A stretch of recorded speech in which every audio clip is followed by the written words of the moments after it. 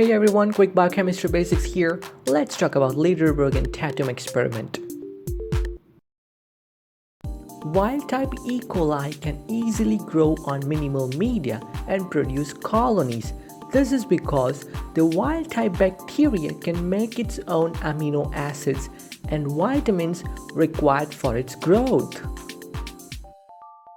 If wild-type bacteria is exposed to X-rays or UV rays, then it gets mutated. Such mutated bacteria fails to grow on minimal media. This is because the bacteria can no longer make the amino acid required for its growth. This mutated bacteria can grow only when the required amino acid is provided in the medium. Such mutants are called auxotroph. That means we must provide the required amino acid or the nutrient that is required for its growth. For example, let's say we have a methionine auxotroph. The methionine auxotroph cannot grow on minimal media.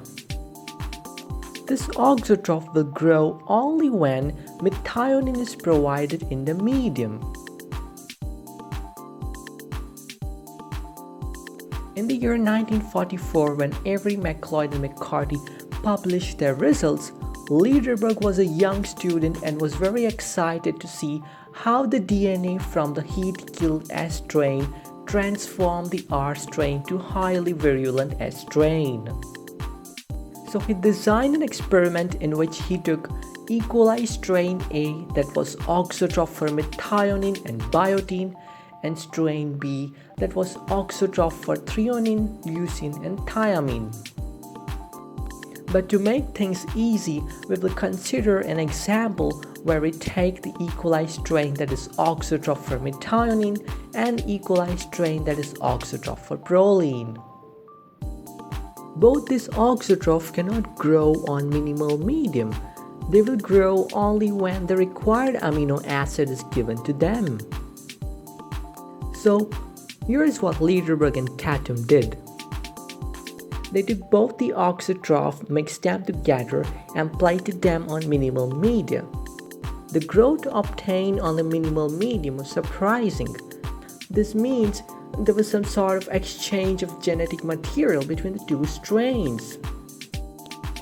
Let's see how this happens. The methionine auxotroph cannot make its own methionine, and the proline auxotroph cannot make its own proline.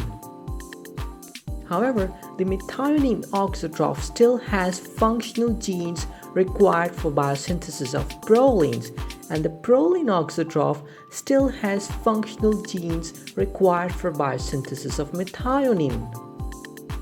Now, if somehow any one of these strains donate their functional gene, then the recipient will have the functional gene and can grow in the minimal media. This occurs by the phenomenon of conjugation.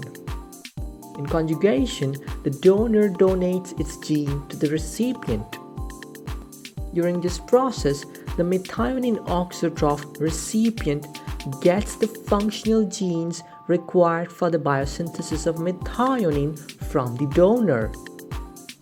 This means the recipient can make its own methionine for its growth and will grow on minimal medium without the supplementation of methionine.